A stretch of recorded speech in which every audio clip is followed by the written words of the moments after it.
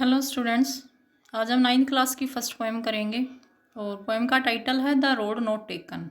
Robert Frost इसके poet हैं, काफ़ी जाने माने पोइट हैं रॉबर्ट फ्रॉस्ट, और ये पोएम भी बहुत ही वेल नोन पोएम है। This well known poem is about making choices. ये जानी मानी जो पोएम है चॉइसेस के बारे में है। And the choices that shape us, वो चॉइसेस जो शेप करती हैं हमें, हमारे जीवन को एक शक्ल देती है, एक आकार देती है, वो चयन। Robert Frost is an American poet who right simply. Robert Frost एक अमेरिकन पोएट हैं जो बहुत ही साधारण सी चीज़ें लिखते हैं बट इंसाइटफुली, लेकिन वो बहुत ही इंसाइटफुली होती है, बहुत ही गहरे अर्थ देने वाली होती हैं। About common ordinary experiences, common जो आम हैं, सामान्य हैं, ऑर्डिनरी साधारण एक्सपीरियंस हैं, अनुभव हैं, उनके बारे में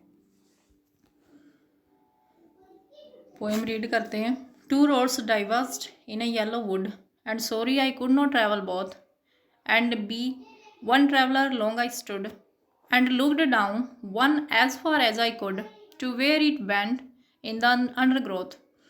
पोएट कह रहा है कि मैं चला जा रहा था और जो रोड था वो टू रोड में डाइवर्ज हो गया, दो रोड में विभाजित हुआ।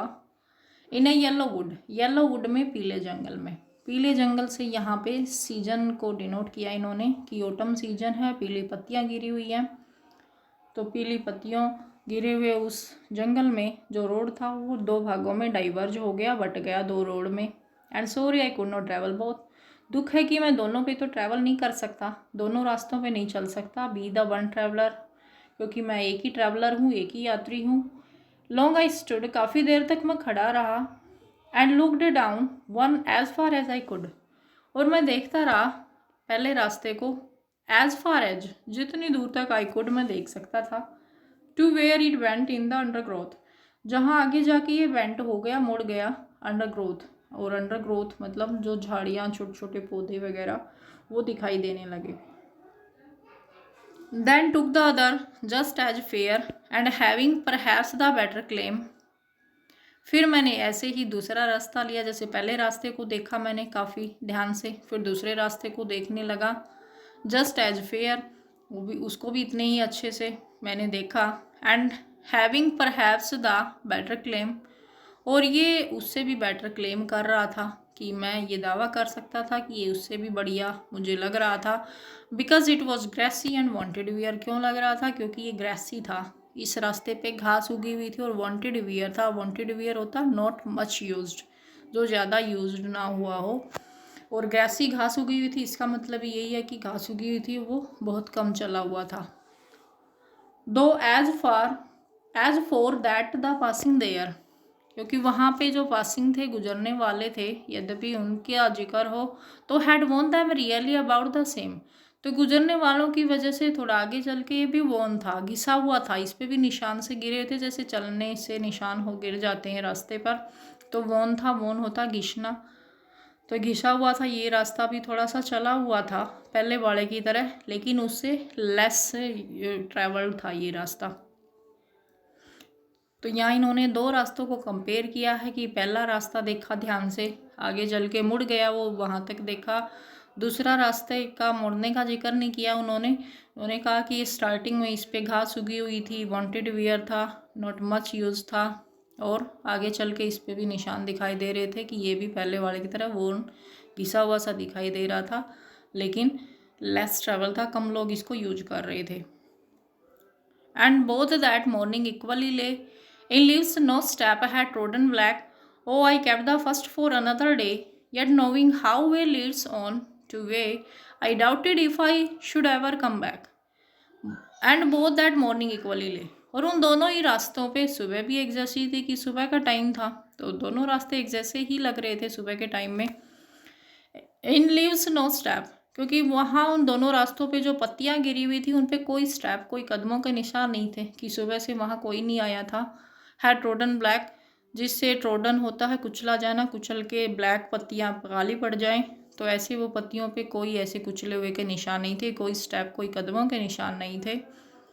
ओह, I kept the first for another day, तो फिर मैंने जो पहले वाला रास्ता था उसको अनदर डे के लिए कैप्ट कर लिया, कि फिर किसी दिन मैं उस रास्ते को यूज करूँगा। और आज मैं ये सेकंड वाला रास्ता लेता हूँ। Yet knowing how way Leeds on two way, मैं ये जानता था कि हाउ वे किस तरीके से ये लीड ऑन करेगा, आगे बढ़ सकता है, क्योंकि जो भी रास्ता हम लेते हैं तो वो आगे चल के उस पर परेशानियाँ भी आ सकती हैं, जो भी चीज़ें आती हैं वो हमें फेस करनी पड़ती हैं। आई doubted if I should ever come back, और मुझे संदेह था, इस चीज़ का शक था कि शायद मैं दोबारा वापस भी ना आ पाऊँ, कि जिस टाइम दो रास्ते हैं सामने उस टाइम हमारे पास टाइम होता है चयन करने का, कि जो भी हमें बढ़िया लगे, सही लगे, वो एक रास्ता हम ले लें। लेकिन जब एक रास्ता चुन लिया और कुछ दूर जाके हम ये सोचें कि वो दूसरा रास्ता लेना था, तो ये नहीं हो सकता। वापस फिर हम उस जगह पे उस टाइम पे नहीं आ सकते, वो टाइम था वो निकल चुका हाथ से। तो यहाँ सिर्फ एक रास्ते से ही के बारे में ही नहीं बता इन्होंने, ये एक सिंबॉलिक पोएम है।